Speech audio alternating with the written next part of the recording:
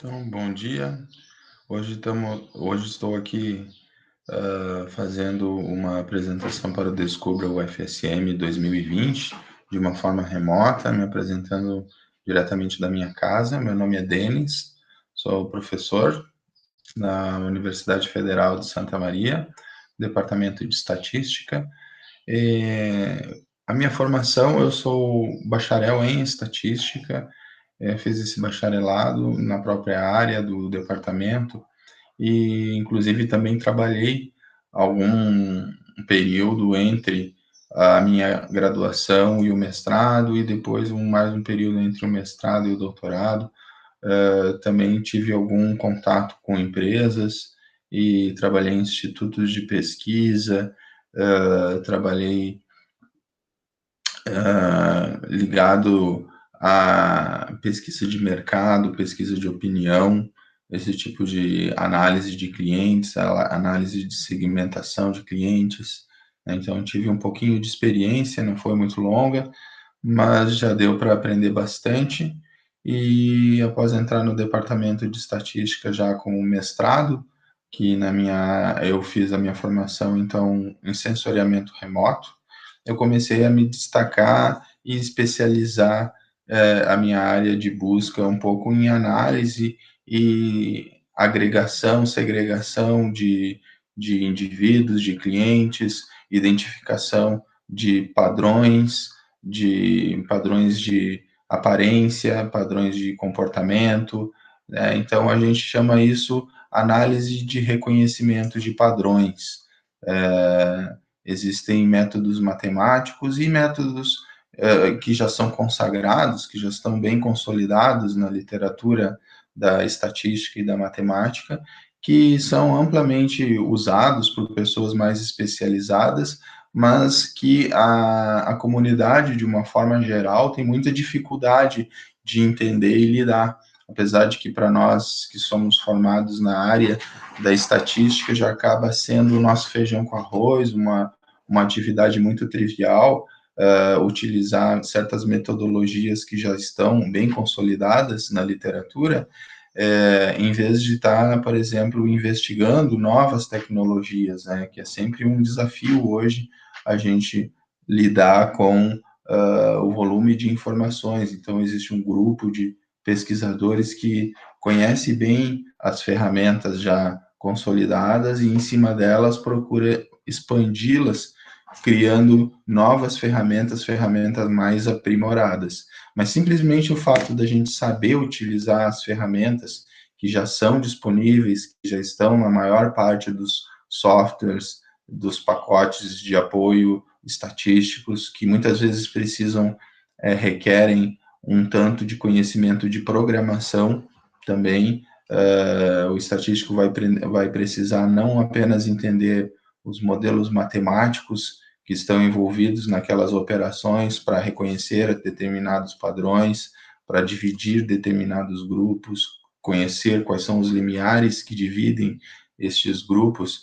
Ele precisa conhecer tanto o modelo matemático e muitas vezes ainda ele precisa entender de um pouco de programação, porque alguns softwares hoje, a maioria, assim, pelo menos, é muito caro, e alguns que são muito bons são free, disponíveis, mas exigem um conhecimento mais aprofundado de programação.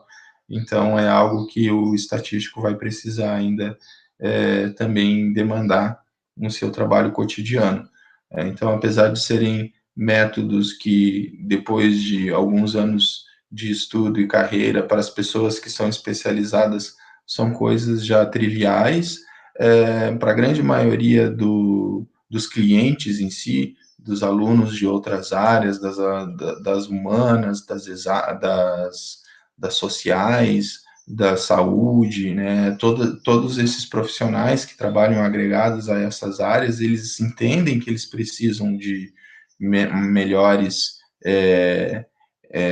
inferências, melhores decisões a respeito das hipóteses que eles delinearam a partir das amostras que eles observaram. E conhecer corretamente quais são os modelos matemáticos que se aplicam para determinadas suposições, isso é algo que vai afinar o nosso poder de decisão, vai permitir com que nós procedamos de uma certa forma, cometer um erro com uma probabilidade muito pequena, muito bem controlada. Mas controlar essa probabilidade é que é a tarefa difícil, porque está muito associada à tua suposição de modelo matemático que você está assumindo naquele caso. Obviamente, se a gente estiver supondo modelos que não são uma boa aproximação da realidade, nós vamos obter decisões que são baseadas em margens de erro equivocadas, ou, obviamente, as nossas decisões serão equivocadas. Então, tudo isso precisa estar muito alinhado e muito corretamente especificado. Por isso, a função do estatístico ela é tão importante na contribuição com as mais diversas áreas do conhecimento, certo? Então, e o meu doutorado, especificamente, eu não falei, foi probabilidade e estatística, tá? Também aí onde eu consegui aprofundar um pouquinho mais os conhecimentos. Quando eu retornei do doutorado, eu fui convidado a participar num projeto de empreendedorismo pelo professor Ítalo Minello, da administração, certo?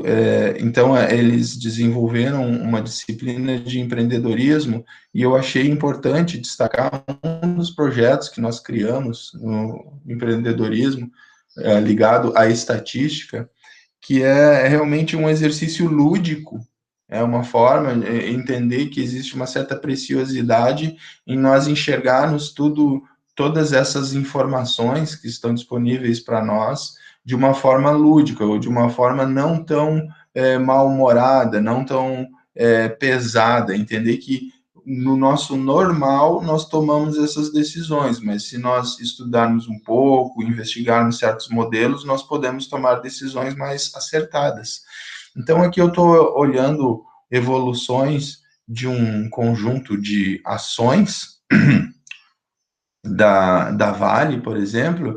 Em cada uma dessas pontuações aqui houveram um conjunto muito grande de decisões que foram tomadas com base em devo vender, devo permanecer com esse dinheiro e não devo vender, né, devo permanecer com esse bem. Em cada ponto desses, muitas decisões tiveram que ser tomadas. E em cada ponto desses, milhares e milhares e milhares de modelos tiveram que ser depurados para saber o que vai acontecer no ponto seguinte, se eu tomar determinada decisão nesse meu momento atual, né?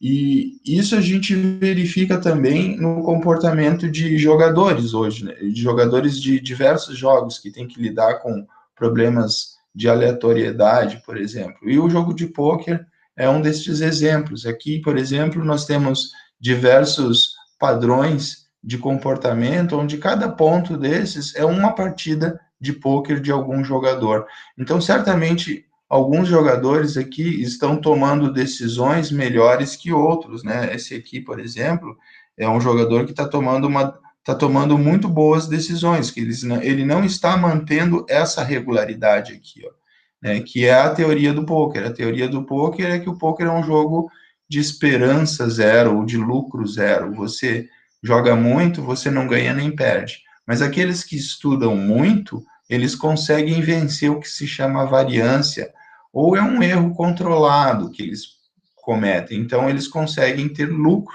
a longo prazo, certo? Então, sempre pensando a longo prazo. Então, o poker, por exemplo, ele tem aqui mais de 300 estatísticas disponíveis. Aqui estão algumas que podem ser controladas ao longo da vida de um jogador, né? Aqui não estou falando nem de uma partida específica, mas de todo o histórico de ações que ele tomou.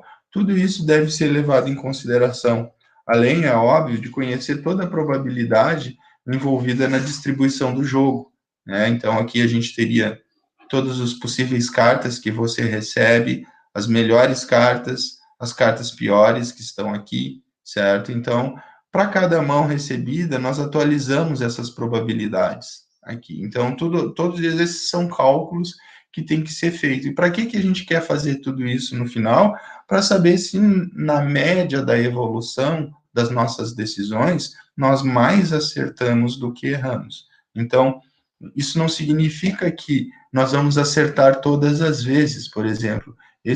Essa evolução aqui mostra muito bem isso. Ó, não significa que nós vamos acertar todas as vezes. Inclusive, a gente pode ter certos períodos de uma derrota meio constante em diversas ações, mas eles podem ser seguidos por períodos de vitórias e depois por períodos de empate. Mas é que na sequência do longo termo, né, a gente observa um crescimento. E é aí que entra o entendimento de como que a gente interpreta a estatística e todas as probabilidades que são envolvidas nessas nossas decisões. Nós não nos preocupamos apenas em acertar ou errar agora, nós preocupamos em acertar a longo prazo. Né? Então, esse é o pensamento que é mais importante para a gente anexar aqui o que são as nossas decisões que nós tomamos em cima de ações que nós temos que realizar, certo? Então, das experiências reais que a gente teve nos semestres anteriores, a gente fez alguns torneios dentro da universidade, foram bem interessantes, muitos alunos participaram, é claro que não foi como os campeonatos mundiais, mas é muito interessante esse esporte, hoje o poker não é um jogo de azar, mas um esporte, certo? E existem grandes eventos assim que demonstram então como ele está crescendo aí e como ele pode ser associado à estatística, muito bem associado à estatística e à teoria da decisão que está envolvida nesses processos. Tá? Então, era esse o exemplo que eu tinha de aplicação agora em projeto acadêmico dentro da universidade, acadêmico e de extensão, né? Esse projeto de poker é um projeto que visa, então, levar a estatística como uma ferramenta lúdica inserida dentro do jogo do poker, porque as pessoas entendam, né, como que se dá o processo de tomada de decisão a partir de probabilidades e de inferências estatísticas. Então, essa é a minha contribuição aí para o Descubra, tá? Espero que vocês aproveitem e tenham bastante informação aí para decidir com respeito ao curso e venham para o curso de Estatística da UFSM, que nós precisamos de ótimos alunos assim como vocês. Muito obrigado.